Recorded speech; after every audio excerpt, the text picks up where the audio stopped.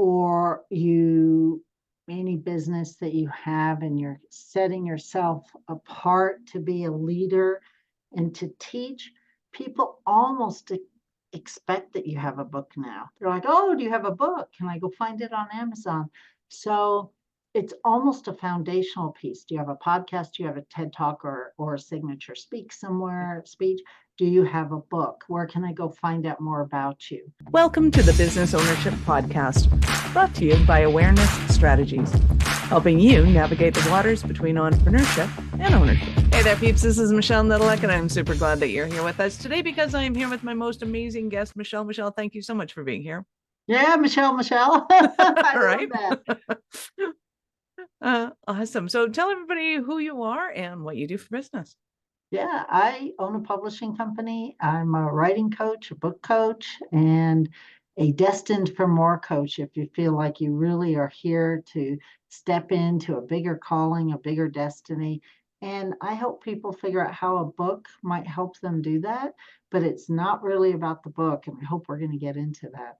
Nice. I love it. Before we do get into that, how did you get into book publishing and coaching as your things?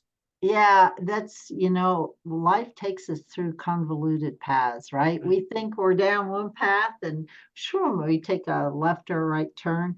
I published my first book 25 years ago, back when it was really just Vanity Press or Big Five Publishing, right? There wasn't a lot in between. And so I self-published 25 years ago, and I'd been doing a lot of marketing consulting then for small businesses, helping them do some marketing. And I had to think, what was it before social media, like flyers and direct mail and all of that?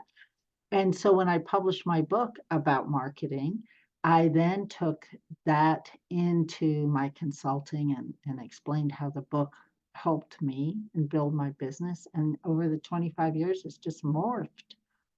Nice. I love it. So when you used your book, as you say, direct marketing, a lot of times I remember we print off the books and then send them to somebody, go, hey, this might be of interest to you. Is that kind of the idea that you were going with, or is there something kind of more to it? Do you have a process that you've developed? How does that work? Yeah, so it's so different now, right? It's so different now. And really, it's a good thing. There's so many more options. Authors and people who want to have a book have a lot of options available to them. And sometimes you'll send out a book as a calling card, as a business card to a prospective client and say, here's more about me, here's my expertise. And whether the prospective client ever reads the book isn't necessarily the point. It just shows that you're an expert in your field. But also you can use it as lead gen. We're talking to entrepreneurs here, business owners. So I'm going to go down that route, right? Yeah. It can be lead gen, but it can also open doors for speaking, consulting, all kinds of things. It's amazing how, I say I've got a TED Talk, I've got books out, and people will hire me or reach out to me having never watched my TED Talk or read my books. Just saying it gives me credibility. And that often is enough for an entrepreneur, but we also do want to sell books. We want to get the books out there, and there's a million ways to do it. Social, direct mail, Amazon, other distributors, book signings, speaking engagements, right? There's so many ways. Right. So you made an interesting comment that it's not really about the content in the book, it's about the idea of doing it. And yes. Is there still, without people reading books as much as they did once upon a time, is there still as much notoriety in, ooh, you're an author, as there once was? So, well, it's twofold. Yep. If you are a thought leader in your industry, or you're a coach, or any business that you have and you're setting yourself apart to be a leader and to teach, people almost expect that you have a book now. They're like, oh, do you have a book? Can I go find it on Amazon? So it's almost a foundational piece. Do you have a podcast? Do you have a TED Talk or a signature speech? Do you have a book? Where can I go find out more about you? And everybody's used to social. So they'll go look you up on Facebook or Instagram or LinkedIn, depending where you hang out, your people hang out. And then the next step, do you have a book? Do you have a speech? What's the next step? So it becomes a foundational piece the more you want to establish yourself really as a leader in your industry. Nice. Well, you mentioned in the intro that it's kind of who you become by writing the book or what you discover about yourself. And I want to delve into that a little Yeah. bit because I want to know, does it matter? Like a lot of people are saying you have to have this kind of story arc between your book, your TED Talk, your business, so that people know and understand who you are and what you are. Is that kind of how you approach it? Or is there something kind of more to your juice than that? Yeah, and I'm glad we came back to that because Yeah. I made this flippant comment that it's not really so much about the content of the book, right? But of course it is about the content of the book as Right. well. Yeah. But here, so I'm going to go backwards a little bit. Yeah. I like to start with purpose. I like to start with why are you in business? Why do you want a book? Who are you here to serve? What is your reason for having a business and getting up in the morning? Why do you do what you do? And we start there. And if we start there, then there is going to be an arc between a talk, a podcast, a book, your social, whatever, even though it may not be the direct from here to here line that some coaches teach, right? Because we're all multidimensional. But if you keep that in mind first, then there will be an arc, right? So purpose is underneath everything that I do. No matter where you go, how long you've been following me, I talk about purpose. It's underneath everything, right? And so whether you come to me and say, I want to write a book or I want to publish or I want to market, whatever it is, I'm going to be talking about purpose. So I like to start there with other people. What is underneath everything? Let's start there. And then that will naturally come across to all the different avenues that you have to promote or talk about your work. And you also mentioned something else, which is, and I forget how you said it, but when you write a book, it's a very deep dive into unveiling who you really are. And what many first time writers and authors don't realize is the massive self up leveling that they will do in the process of actually writing their book. Nice. Well, let's talk about that because I know that you work with people to be able to help them not only to write the book, but to get to that point in their business where they feel that fulfillment, where they're feeling kind of that what it be to go to work in the morning. And I'm thinking, and correct me if I'm wrong, is that part of this process of writing the book and figuring out what their fundamentals are, is that they find that despite maybe being stuck in the actual day-to-day doldrums. So it takes a lot of courage, right? So I've heard it said that entrepreneurship is the biggest spiritual journey ever. Excuse me. So is writing a book, and I'm sure there's lots of others, climbing Mount Everest, right? It's whatever your path is, but it takes a lot of courage because once you put it out on paper, all the self-doubt comes up. Not just am I good enough, but what if my second cousin reads this and didn't know this about me? Like, am I going to be able to show up at the holidays again? Right? It's all these weird things. Is this throwing Uncle Joe under the bus because he said something weird to me when I was 6 years old? All these weird self-talk doubts come in our mind. And what happens is we become very clear about what we really want to say because it's going to go on the paper and it's going to get published. But I don't want anybody to worry about that before they've gotten to a complete first draft. Because what happens is then we self-edit and we write what we think other people want to hear. We write what we think is going to be, oh, this is good. This will be accepted by my audience. Everybody will love this. This is great content. But it doesn't have your heart. It doesn't have your nuance. It doesn't have your thought leadership. So I like to go under that. Say, don't worry about Uncle Joe or your second cousin. Write it on the page. We can edit it. I never have to read it. But if you write it, you'll get underneath. Why does that bother you? What is it you're hoping to say? What is it you really want to stand out for? What is it that you need to say to really step into your purpose, your destiny, your calling? I love it. So when somebody's kind of delving into this, because I know a lot of kind of what I'm going to say, Gen Xers and baby boomers have an issue with vulnerability in that it's like, man, we're not supposed to air our dirty laundry. And so then it becomes difficult to figure out what is that line between vulnerability and Right. little TMI. Totally. Right. And that's the whole thing. Like I'm self-identified boomer. I get it, even though I also self-identify with Gen X. But you, that's perfect because you have the experience of taking this out of people and going, this is what we want to hear. This is what makes you so exciting. Because if it, like you said, if it's all surface level and very pretty, it really doesn't sell because nobody cares anymore. right. Like they Nobody want cares. something to be able to attach to. It's not you, it's not your heart. Yeah. There's a difference between privacy and secret. And discernment, all of this comes into it. It's like I post all kinds of things about my family on social media that makes me human. I don't publish anything that's private or secret, right? It's just a discernment. Hey, we're enjoying the holidays. I would never go into detail about that or air dirty laundry. And the same thing happens in the book, right?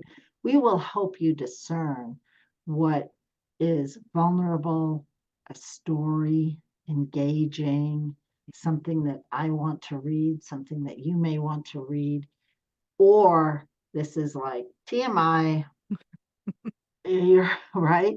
And people always worry about, do I really have to share this? Mm-hmm. And we have to step into our biggest, bravest self Mm-hmm. and look at who it's going to serve, who it's going to help, Mm-hmm. and just kind of get over ourselves a little bit. But I'm not going to let you publish anything that you're going to feel ashamed about, Right. worried about. I never want to push someone beyond. I like to push beyond comfort, but not into an area where you feel shamed. Right. Well, and I think too, being able to get it out and then have somebody like you go through it. And it's like, okay, let's look at this point, and this one is fantastic. This is awesome.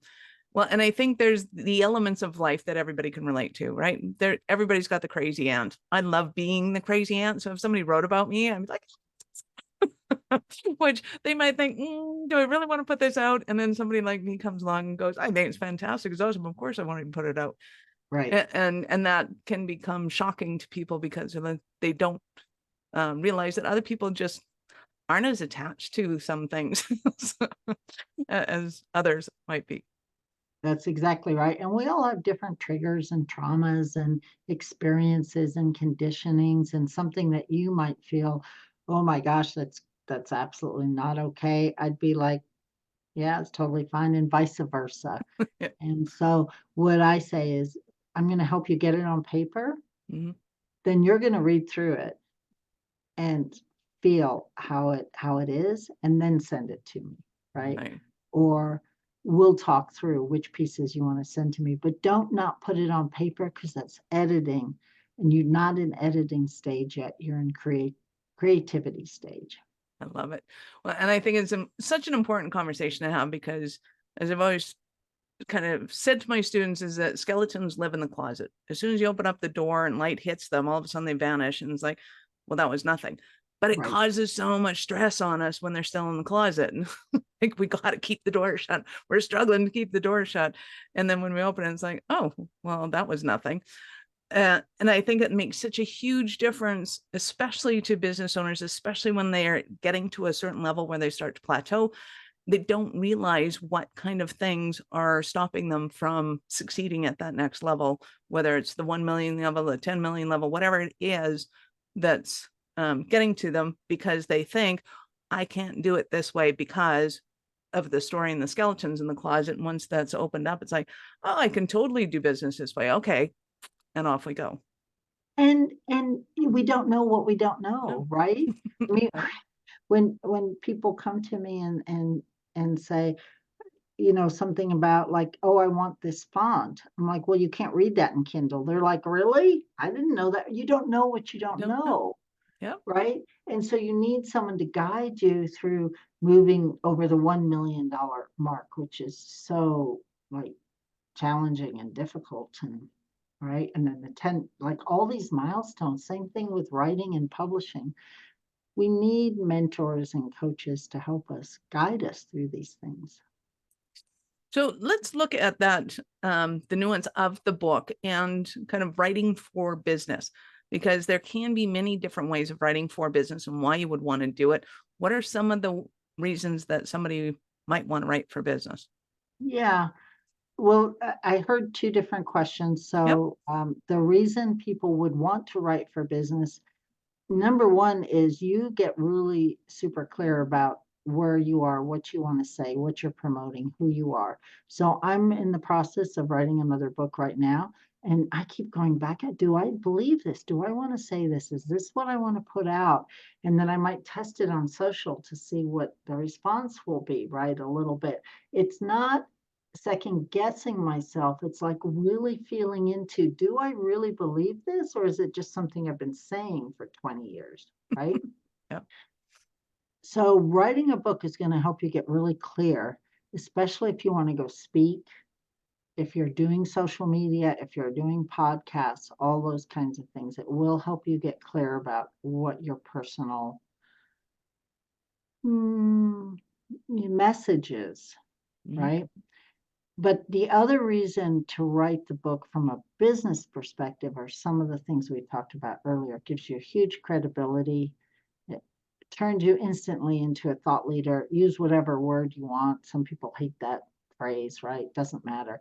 But it gives you the credibility that you know what you're talking about, right? When I say I've written a book about marketing, well, when I used to say it, it gave me instant credibility. And so that's important for entrepreneurs who want to go out and market in a new way through social, through speaking, through podcasting, all these things that we're doing now to market businesses. It also works as a calling card. I had a PR agency. I had the owner send me her book one day, totally unsolicited. And I'm reading it one night, with a glass of wine. I'm like, wow, this is amazing. She really knows her stuff. And I hired her. Nice. Right. So that works. That totally works. It grows your network. It can be an opt-in. It can be a giveaway. I mean, so many things. It can open the doors for podcasting, speaking. Love it. So does somebody have to be at a position where kind of they know what their business, kind of what I call the ladder of ascension, their product lines are, and that the book fits into that so that they're promoting it? Or if they're at the new point, can they be at a new point where they're like, I don't know, we're kind of testing things and we'll see what happens? They need to be at the point where in their heart they have a nudge. I think I want to write a book. They don't have that. It's Fair not enough. time to write a book. And there's plenty of people that don't have that, or there's plenty of people that say, yeah, maybe someday I'll write a book. I'm not feeling it today, right? But there's other people who are like, yeah, I keep being told I should write a book, or I've been thinking about writing a book for a decade, or I think I got to write a book. Those are the people that are ready. Those are the people. So it doesn't matter yet what product lines you have, what you want to promote, because we want your heart in the book. We want your stories. We'll tie it into your business if that's your goal. You can always tie it into your business. But the most important thing is, it's yours to do. It's part of your calling. It's part of your next step. You may be resisting it. You may be in fear. You may be in overwhelm. You may be, I just don't know what I don't know. But if it's on your heart, then it's yours to do. Nice. And if somebody wants to use this as a platform to say, go do more speaking and speak on behalf of their company, is it necessary that the book is kind of about their business and them and what's going on for them? Or is it maybe more effective if it's about them as an individual and how they've kind of progressed where they are, or a variation thereof? Yeah, it's a great question. I think it depends. There are business people that specifically write a book about their business and use it. I have a client who does utility management, right? Pretty high end, pretty specific. The book's about that. She goes, she speaks at conferences. people that do things like, put electric across the community, right? I don't even know what that is. Very Right. specific, and the book is about that. But she has stories in there about how she's done consulting to help people get from A to B, how to help them open up new avenues of communication, how to work with different generations in this hybrid model, right? So she has stories in there that makes it unique to her. So she gets invited to the conferences. Nice. So when somebody's looking at working with you, is there kind of a process that you take them through? Is there kind of describe that a little bit if somebody comes to you, kind of what you want them to have prepared ahead of time or not? Right. So the first thing is, do you just have an idea? If you just have an idea, you come into our writing path. We help you think through, you get on calls with me. We do writing together. We do group writing together. I do some personal coaching. We figure out what's going to be in your outline and are you going to write the book or hire a ghostwriter? Because a lot of business people actually hire ghostwriters, but still get their personal voice in, right? So we start there. If you already have like 20,000 words on paper, which lots of people do, they've been taking notes, they have courses, they have podcasts transcribed, all kinds of things, then maybe you want to go straight into working with an editor. And so if you have lots of words on paper, 20,000 or more, you want to move into the publishing path, right? If you've already published a book and it's just sitting there and you don't know what to do, then you want to go into our marketing area. So it's three distinct areas. And, most people start with this in writing, but I have people come in at every level. I love it. So in a moment, I'm going to ask you about a Cinderella story. But before I do that, we're going to take a little bit of break. Are you running a business over 7 figures but still struggling with technology headaches? Pay attention, you do not want to miss this offer. This podcast episode is brought to you by Awareness Strategies, who is offering a custom-built digital adoption roadmap for anyone running a business over 7 figures who's wanting to grow their business in the next 5 years. And it's not just a roadmap, they offer full implementation as well if that scares the out of you. Check out awarenessstrategies.com/roadmap for more details today. The link's in the show's notes. Don't regret not doing this. Do it now. That's awarenessstrategies.com/roadmap. So I am super excited. Share with us a Cinderella story of one of your clients. Well, I have a lot. Lots of our clients have gone through huge transformations, but I think the most famous, because she talks about it all the time, is our author, Toby, who is pretty well known because she went to prison for breaking someone out of prison. And she brought us her half completed manuscript about her story.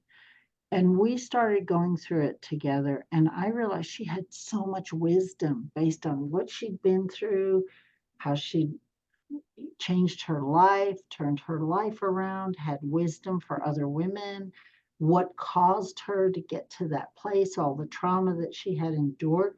So what started to be a story about the facts, I broke someone out of prison, I went to prison, I turned my life around, turned out to be this remarkable story of resiliency, transformation, God's grace, as I might call it, use whatever word you want there that fits with you, right? And a beautiful story of how now she helps other women so they don't feel backed into a corner, because she felt really backed into a corner Right? through her own personal journey. It's a beautiful story. We still got the facts in. It's a great book, but we were able to weave in this transformation, and it's a much better book. And she talks about it a lot. That's Yeah. beautiful. And yes, I can't imagine how backed into a corner you would have to feel to be able to take on the whole system like that. That Right. is awesome. Makes me want to read it. So Yeah. what are some of the struggles that somebody might be having as they're listening to this and going, Michelle, I need you so badly? Yeah. So the big one, especially for entrepreneurs, is we have a million thoughts in our head. We don't know how to start. It's like I want to write about this, I want to write about that. I'm a weight loss coach. Should I write about carbs? Should I write about keto? Should I write about exercise? Should I just write about the personal journey? And here's what my sister did, and here's what my cousin did, and blah, blah, blah, right? And I'm like, take a breath. Let's start with what your purpose is, right? What are you here to teach? And then we build from that. So where most people get stuck first is just too much in their head, and they can't get an outline. They can't get a good structure for what they want to write about. The second place people get stuck is they write a beautiful book or a beautiful first draft, and then they're like, this sucks. I'm going to tear it up. Nobody wants to read this. I mean, almost without exception, every author goes through that. Even authors, I work with one author, she's written 20 books. Every time I get her manuscript, she's like, this sucks. Tell me what you're going to do with it. I won't be offended if you just throw it away. Just let me know. Give me the bad news. And of course, every author goes through that at some point. And we are not looking for the bad. We're looking for the pearls. We're looking for the gems. We're looking to make it better. Yeah. And so I would tell any writer or want to be writer, no matter where you are, you're not alone in your thinking. Don't beat yourself up. Yeah. We'll help you get. And that's so sweet. I love it. And it reminds me of I don't know who it was or what it was, but somebody was so tired of hearing people say that. They said, okay, if you have the most boring story or you think you have nothing to write about, we want you to submit to us and we'll pick the 10 top boring stories to go after. And they went after them and all of them were phenomenal. Right? Amazing. Yeah. Like it's just the mind game. We all put ourselves in this position of nobody's going to care. And it's so not true. We're fascinated by humanity. I love it. So tell me this, our listeners are definitely going to want more from you. How do they start that journey with you? The easiest way is to go to the authorpath.com. Nice. And there you can opt in, take a little survey to find out where you are on the path. If you want to really step into a bigger calling, there's a whole self-assessment under Destined for More with a workbook and a master class about are you destined for more and self-assess. So I've got so much on the author path. Start there. But that's awesome. We will, of course, have all of Michelle's links in the show notes. So go ahead and scroll down, open up in a new browser because we're not done yet. So Michelle, I get to ask you, at what point in life did you know you were special kind of crazy enough to think that you could become an entrepreneur? I think I was 6. Fine. What was going on? I don't know that I called it that. Well, of course not. Right. And usually it's I want money. And looking back, it's one of those weird connect the dots things. But I tell you, I was 60 before I connected the dot. Wow. I opened up all my Dr. Seuss books and all my books and created library cards and checked them out to all my friends and family. And they had to come to my bedroom and check out a book. Looking back feels very entrepreneurial. And the fact that I was working with books back then just kind of blows my mind a little bit. Oh my God, that's so cute. That's adorable. Oh, well, I'm glad your parents encouraged you. Or didn't pay attention, I'm part of that. Ignored you and allowed you to have your creative moment. That Gen X boomer generation where you were kind of told, take care of yourself a little bit. Oh, that's super cute. You have been absolutely awesome. Any last words for our peeps? Part that I love your name.